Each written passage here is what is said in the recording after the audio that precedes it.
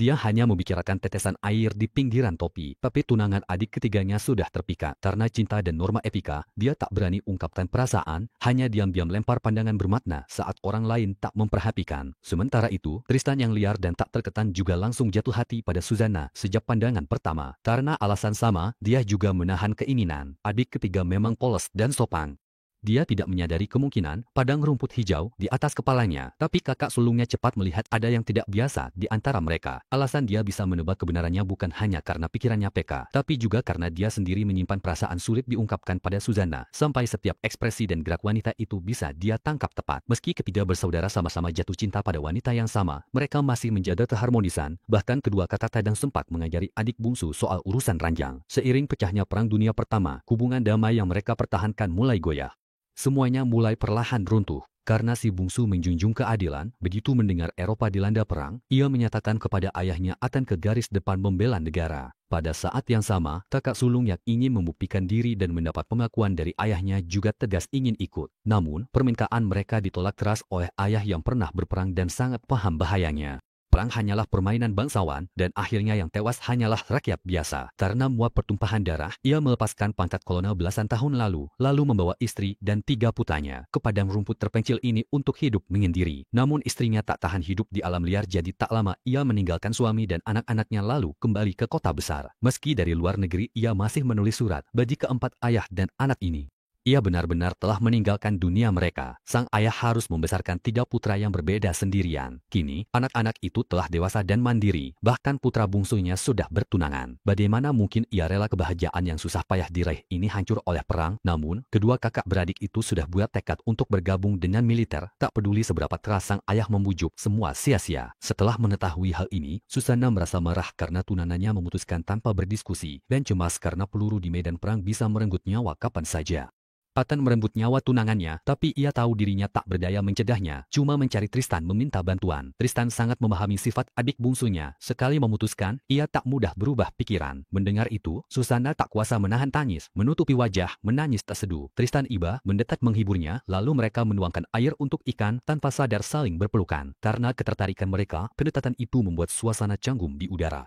Saat keduanya saling menatap dan hampir melanggar batas, kakak sulung mereka masuk ke ruangan. Menghadapi situasi canggung itu, tak satu pun dari mereka bicara. Saat Tristan pergi, sang kakak menatapnya dengan mata merah penuh amarah. Karena merasa bersalah pada adik bungsunya, Tristan memutuskan ikut ke medan perang. Sebelum berangkat, ayah mereka berulang kali mengingatkan untuk utamakan keselamatan.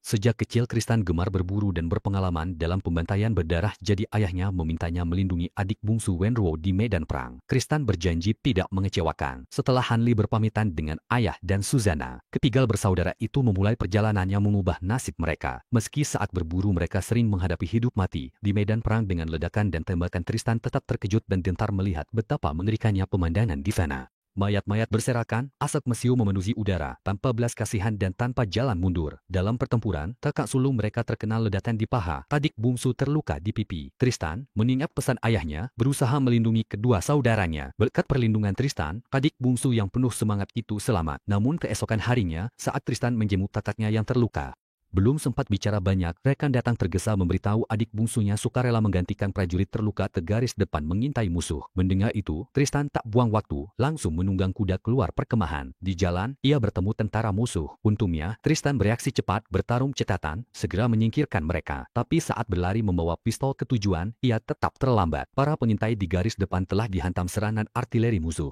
Meski adik bungsunya berhasil kabur sendiri, ia tetap sial, matanya buta karena gas beracun lalu masuk ke kawat berduri. Ia berteriak minta tolong tapi malah menarik perhatian 2 tentara musuh. Saat Tristan yang terlambat sedikit datang, ia melihat adiknya ditembak brutal. Melihat adiknya roboh bersimbah darah, Tristan hilang akal sehat, dan hidupnya kini terlarang oleh aturan. Amarah membara, ia mencabik musuh lalu cepat berlari ke adik bungsunya. Ia berusaha menyelamatkan orang sekarat ini, tapi kali ini benar-benar tak berdaya. Dalam duka mendalam, Tristan mengeluarkan jantung adik bungsunya. Karena sebagai tetangga Indian, Wan Pnife tak hanya mengajarinya berburu, tapi juga berkata selama jantung buruan diambil, jiwanya bisa dibebaskan. Namun tak mampu meredakan kesedihan Tristan. Malam itu juga, setelah menyimpan jantung adik bungsunya, ia sendirian menyusup ke markas musuh. Ia tidak hanya membunuh semua musuh yang ditemui, tapi juga seperti Indian yang menang, memotong kulit kepala mereka. Semua itu ia lakukan demi arwah adik bungsunya. Keesokan harinya, di bawah fajar, Tristan kembali berlumuran darah, membawa belasan kulit kepala, tampak seperti dewa kematian. Saat semua orang. Setahun kemudian, Tristan pensiun dari militer tapi tidak langsung pulang. Ia ikut kakeknya berpetualang ke lautan, sementara kakak sulungnya membawa jantung adik bungsu mereka mengadakan pemakaman sederhana. Karena larut dalam kesedihan, Susanah awalnya hendak meninggalkan peternakan setelah pemakaman.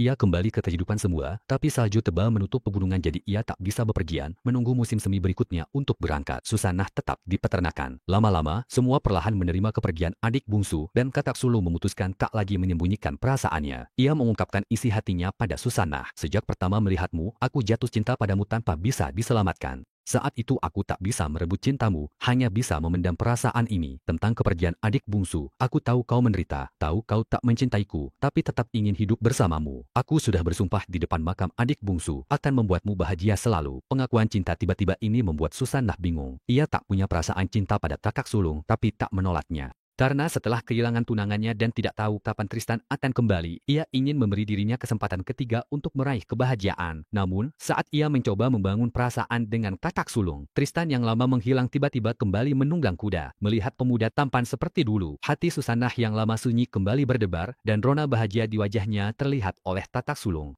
Meski tahu dirinya tak punya peluang, kakak sulung tetap tak mau menyerah. Menurutnya Tristan yang liar dan sulit diatur tak mungkin bisa membawa kebahagiaan untuk Susanah. Karena itu, ia ingin membujuk Tristan mundur. Tak disangka, Tristan bukan hanya menolak, malah lebih dulu menjalin hubungan dengan Susanah. Patah hati, kakak sulung memutuskan pergi ke kota besar untuk merintis karir. Tak lama, berkat kecerdasan dan kematangan sikapnya, ia berhasil mendirikan perusahaan dan menjadi pebisnis sukses. Namun, ia melajang, sementara Susanah tinggal di peternakan dan hidup bebas bersama Tristan. Jika mereka bisa bahagia dengan jalan masing-masing, itu kebahagiaan. Tapi, seiring waktu, Tristan tetap sulit lepas dari bayang-bayang kegagalannya menyelamatkan adik bungsu. Awalnya, ia kadang menangis di depan makam adik, emosinya tidak terlalu terpengaruh. Sampai suatu hari, ia melihat anak sapi terjebak kawat berduri meraung kesakitan. Ia berusaha menolong, tapi sia-sia. Untuk mengurangi penderitaan anak sapi itu, ia menembaknya. Karena situasinya mirip, Tristan mulai meragukan dirinya. Apakah benar seperti kata-katanya, bahwa dialah algojo penyebab kematian adik bungsunya? Begitu pikiran itu muncul, ia tak bisa mengusirnya. Akibatnya, sifat Tristan jadi mudah marah dan batinnya terjerat dalam penderitaan tak berkesudahan. Waktu berlalu, hingga suatu hari terjadi kekacauan karena beruang di peternakan. Tristan awalnya berniat bersama rekannya menembak beruang abu-abu. Namun, saat beruang itu dalam jangkauan tembak, ia tak menarik pelatu. Menurut kepercayaan Indian, jika pemburu dan binatang buas saling melukai, keduanya akan menjadi satu. Tristan tak ingin menjadi seperti binatang buas, tapi sekeras apapun ia mencoba meyakinkan diri, ia tetap tak menahan amukan hatinya. Hari itu, ia kebar dengan ayah dan One Stop untuk minum, tapi mereka didiskriminasi pemilik bar hanya karena One Stop seorang Indian. Awalnya, ayahnya ingin meredam masalah karena keselamatan utama saat di luar rumah. Tapi Tristan tak peduli larangan itu, ia ambil batang besi, memukulkannya ke kepala pemilik bar, lalu mengeluarkan pistol dan marah menegur pemilik bar karena masih memelihara prasangka di hadapannya yang sedang naik darah. Pemilik bar tidak mampu melawan, tapi di mata ayahnya, Tristan sudah menunjukkan tanda-tanda berbahaya. Pulang ke rumah, Tristan menunggang kuda dengan kencang, berusaha menenangkan kegelisahan di hatinya, tapi tetap sia-sia. Bahkan dalam keadaan setengah sadar dan setengah tidur, karena ketegangan mental, ia nyaris melukai Susanah yang tak bersalah dengan pisau tajam yang biasa ia gunakan untuk menguliti kepala musuh. Perilaku ini membuat Tristan sadar, jika terus berlanjut ia akan melukai orang terdekatnya. Ia pun memutuskan kembali mengasingkan diri, sampai bisa keluar dari penderitaannya. Meski Susanah berat, bahkan ingin mempertahankan Tristan dengan Anna, namun di hadapan kekasih yang sudah mantap pergi, ia hanya bisa berkata, tak peduli berapa lama kau pergi, aku akan tetap di sini menunggumu kembali. Begitulah di pagi musim gugur yang dingin.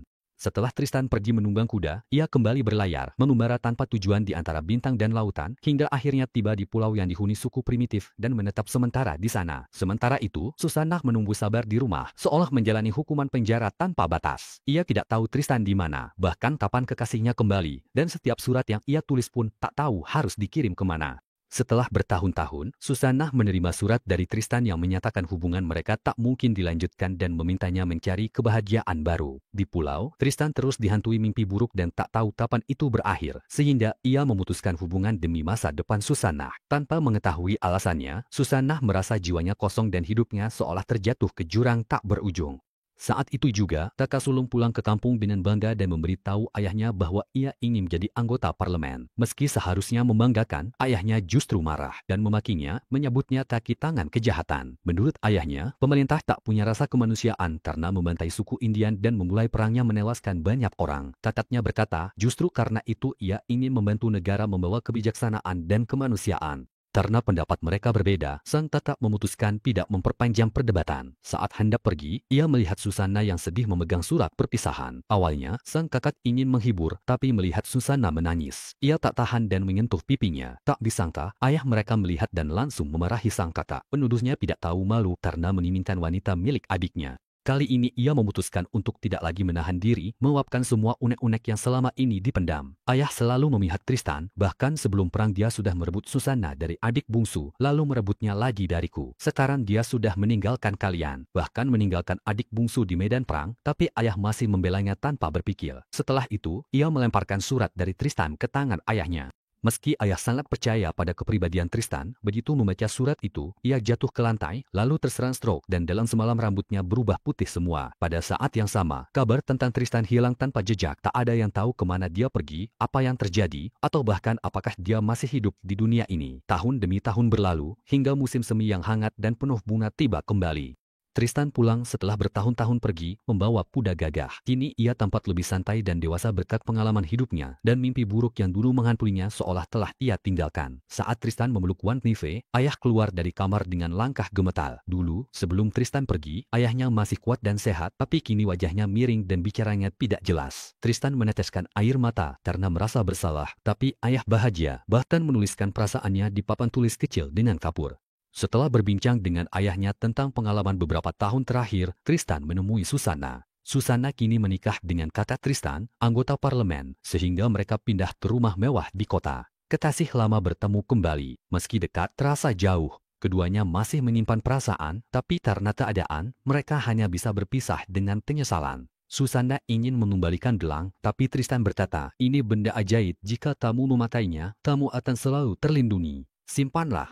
Mendengar itu, Susana tak bisa menahan tangis. Ia ingin menahan pria pernah dicintainya, tapi hanya berkata, kamu tidak ingin bertemu kakakmu. Tristan tersenyum dan menjawab, mungkin lebih baik kita tidak bertemu. Setelah melepaskan perasaannya pada Susana, Tristan kembali menjalani hidup tenang, beruang abu-abu terluka di hatinya pun tertidur dan sunyi. Suatu hari, sepulang menggembalakan kuda, Tristan bertemu Isabel yang dewasa. Isabel adalah putri bungsu tetangga mereka. Sejak kecil mengagumi Tristan. Demi menunggu Tristan pulang, Isabel rela melepas kesempatan sekolah di kota. Kini, meski sudah dewasa, perasaan yang ia simpan tetap membara. Dalam kebersamaan hari demi hari, Tristan mulai merasakan sesuatu lebih dari kasih sayang kakak adik pada gadis liar ini. Tak lama, di hadapan orang tua mereka, keduanya menikah sederhana namun sakral. Setelah itu, mereka hidup bak pasangan dewa-dewi, menjalani hidup tenang dan bahagia di peternakan, bahkan dikaruniai 2 anak lincah dan menggemaskan. Seiring harga ternak menurun, hidup Tristan yang bergantung pada peternakan makin sulit. Agar keluarganya tidak kekurangan, ia memutuskan menjual minuman keras ilegal. Awalnya, karena skalanya kecil, usahanya lancar. Saat bisnisnya berkembang, ia menarik perhatian saudara Korber, pedagang minuman keras lokal, dan diperingatkan keras. Satu-satunya alasan Tristan tidak dibunuh adalah karena ia punya tatak anggota parlemen. Ironisnya, larangan minuman keras justru diusulkan kakaknya sendiri. Seperti pepatah, musuh lama pasti bertemu lagi. Suatu hari, sang kakak kampanye, ditemani Susana, datang ke jalanan ramai tanpa sengaja bertemu Tristan bersama istri dan anaknya. Keempatnya tertegun, cepat menyesuaikan diri, menampilkan senyum standar, menyapa hangat. Kedua bersaudara itu berjabat tangan dan berdamai, seolah keretakan mereka terhapus waktu. Namun, saat tahu anak Tristan bernama Samuel, semua kembali tenggelam dalam kenangan adik ketiga mereka. Karena itulah nama adik ketiga mereka. Susana tak kuasa menahan air mata, bukan karena teringat kekasihnya telah tiada. Ia teringat saat bersama Tristan, dulu ingin punya anak dan menamainya Samuel. Kini, ia hanya bisa melihat pria yang dicintainya jadi suami dan ayah orang lain. Setelah suka duka, Tristan membawa istri dan anaknya pulang ke rumah. Saat mobil mereka masuk jalan kecil di pegunungan, mereka dihentikan polisi. Sejak peringatan terakhir, Tristan tetap menjalankan bisnis minuman keras ilegal, jadi saudara Cober melaporkannya ke polisi, berharap dia tertangkap. Saat kedua pihak tegang, terdengar jeritan memilukan memecah keheningan. Tristan menoleh dan melihat Isabel tertembak dan tewas. Rupanya, saat polisi baru turun dari mobil. Ternyata polisi menembaki dinding batu di samping matahari terbit beberapa kali. Namun tanpa diduga, pecahan granat mengenai bagian vital Isabel. Melihat istrinya tewas di depan matanya, sisi liar Tristan bangkit. Ia histeris dan melukai polisi, tapi ia cepat dijatuhkan ke tanah dan semua tabungan yang dibawa dirampas. Sedangkan Isabel yang sudah meninggal di hadapan para penguasa tertinggi. Tak ada yang peduli, tak ada yang bertanya. Setelah pemakaman, kakak tertua membawa kabar buruk. Karena menyerang polisi, Tristan harus ditahan 30 hari, sementara polisi penembak dan saudara Cober tak mendapat hukuman berat. Meski Tristan marah pada ketidakadilan, demi keluarganya, ia mengakui salah dan menjalani hukuman. Selama tahanan, Susanna diam-diam menjenguk ke penjara saat tak ada yang memperhatikan.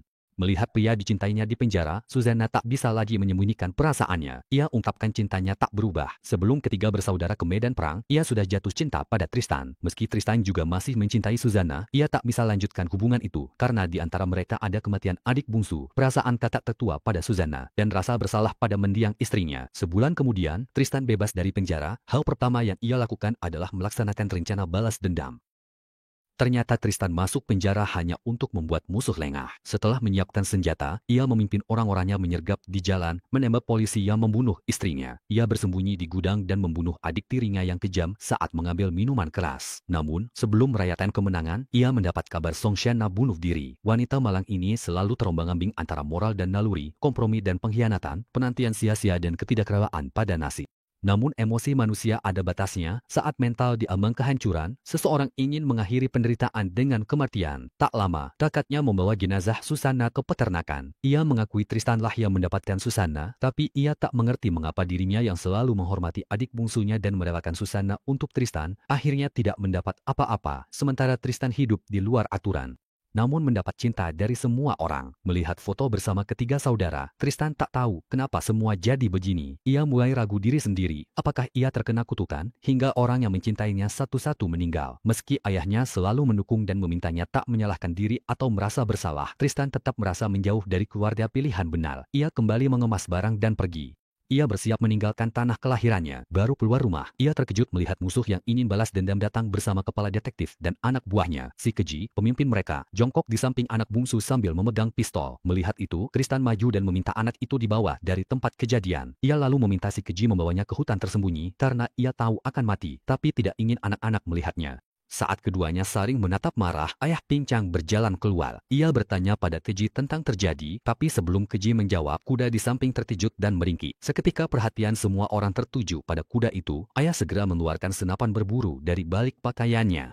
Meski ragu, tembakan itu mengenai dada keji. Inspektur mengisi peluru, tapi Han juga tertembak dan jatuh ke tanah. Melihat itu, satu anak buah mengarah senjata ke ayah. Saat genting, Tristan maju menghadang, suara tembakan terdengar, tapi yang jatuh dan tewas bukan dia. Kakak tertua membersihkan makam Susanna tiba tepat waktu dan lebih dulu menyingkirkan musuh. Tembakan ini bukan hanya menyelamatkan Tristan, menghapus dendam dan jarak ayah dan ketiga putranya.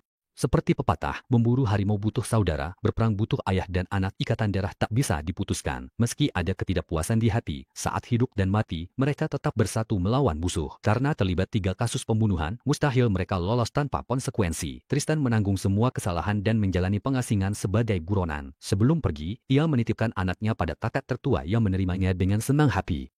It 2 be enough. Bertahun-tahun kemudian, kenangan masa lalu terkubur. Tristan mengantarkan kepergian ayah dan kakaknya, melihat anak-anaknya menikah dan punya keturunan. Dulu ada yang bilang Tristan akan meninggal muda, tapi nyatanya hidupnya sekeras batu. Ia hidup lebih dari 100 tahun, lalu bubur saat berburu beruang coklat pada musim bubur 1963. Itulah tadi alur cerita film Legends of the Fall. Terima kasih sudah nonton video ini sampai habis. Jangan lupa untuk like, share, dan subscribe channel Short Film untuk pembahasan film lainnya. Jika kalian ingin request pembahasan film silakan komen di bawah. Sampai jumpa di video selanjutnya, dan semoga harimu menyenangkan. Jangan lupa ikuti Facebook dan Instagram kita.